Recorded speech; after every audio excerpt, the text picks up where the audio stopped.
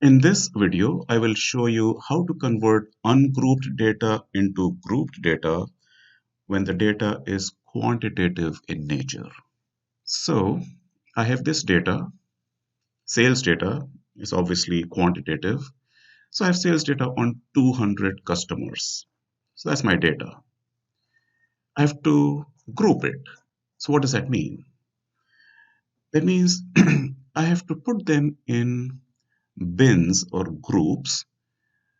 So the dollar value, if it lies in a certain range, then it gets counted. So at the end of the grouping process, I will have bins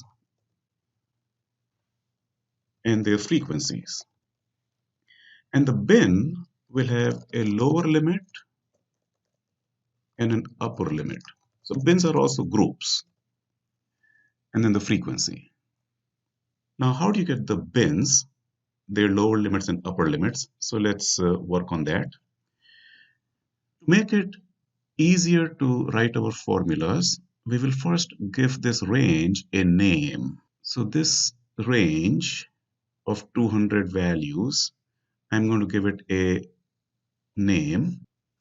And the way I do that is I select this range and I right click, and at the bottom it says define range, and it prompts me with the name sales because it's picking up from up here. I accept it. Now that I've defined a name to this range, I can use it. So what I want to do is calculate the minimum value, the maximum value, and the range of values. Okay. Then I'll have the desired number of bins. Okay. So, and then I will get the bin size. So the minimum is equal to min and then sales. So instead of saying B5 to B204, I'm just saying that, and it gives me the min value. And I get the max value, again, sales. So what's the range? The range is equal to max minus the min. Okay, 2577. Now let's suppose the desired number of bins is say 10. Now the desired number of bins is not a hard and fast rule. So it's approximately 10, whatever fits well. We don't know yet. So the number of bins should not be too high. It should not be like 50 or 100. That's too many bins. And it should not be too small. It should not be 2 or 3. So 7 to 10 is like a good number of bins to have. Of course, ultimately it all depends on the data and your requirements, but approximately. So the bin size is roughly the range of values divided by the desired number of bins. So that's the bin size, approximately. So we can play with it. We can say, oh, 257, let's make it 300. So the first bin will go from 0 to 300. The next bin 300 to 600, and so on. And we'll stop at just after 2500.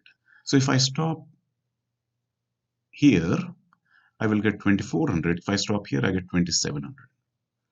Okay, so how many bins do I get? 1, 2, 3, 4, 5, 6, 7, 8, 9. So that's fine. The reason it became 9 was because instead of 257.7, we went up to 300. So we needed fewer bins. So now, what we need to know is how many sales values are between 0 to 300. What's the frequency of sales between 0 to 300? What's the frequency of sales between 300 to 600? Once I have all these frequencies, if I add those frequencies up, I should get 200. So that's the problem.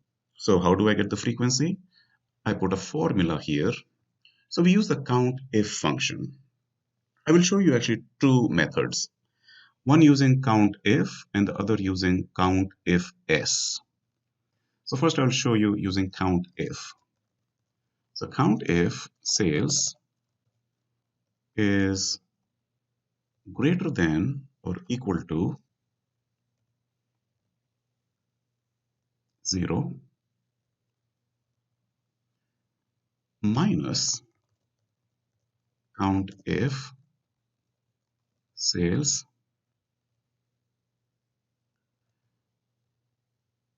greater than or equal to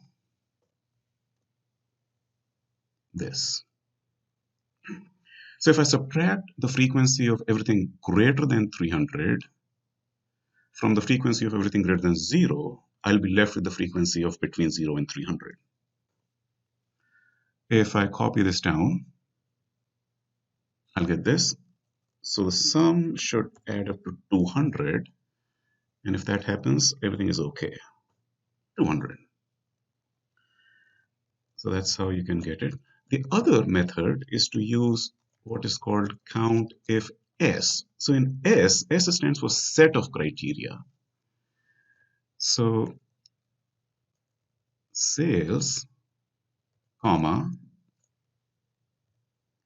greater than or equal to this, comma, sales, comma,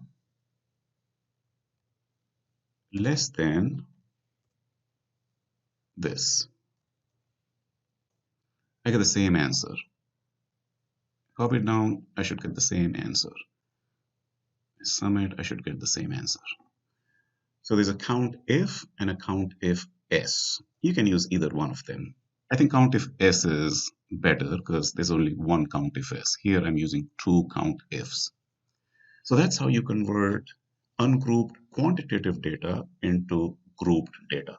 Now that you have grouped data, I can draw a frequency chart for each group. Okay.